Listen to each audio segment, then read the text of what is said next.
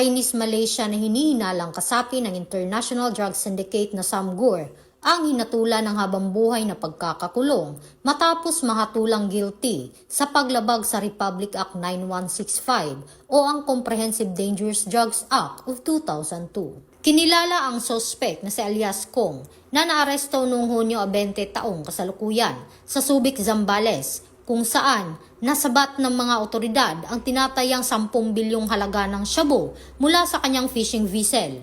Ayon sa PDEA, ang grupong Samgur ay responsable sa pagtatapon ng malalaking bulto ng shabu sa karagatan ng Bataan, Batanes, Cagayan, Ilocos Norte, Ilocos Sur at Pangasinan.